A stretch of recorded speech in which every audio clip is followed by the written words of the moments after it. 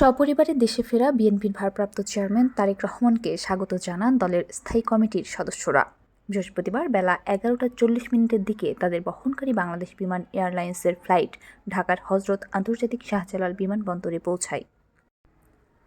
সেখানে বিএনপি মহাসচিব মির্জা ফখরুল ইসলাম আলমগীরের নেতৃত্বে দলের স্থায়ী কমিটির সদস্যরা তাকে স্বাগত জানান। তাদের সঙ্গে কোলাকুলি করেন তারেক রহমান। সপরিবারে দেশে ফেরা বিএনপির ভারপ্রাপ্ত চেয়ারম্যান তারেক রহমানকে স্বাগত জানান দলের স্থায়ী কমিটির সদস্যরা।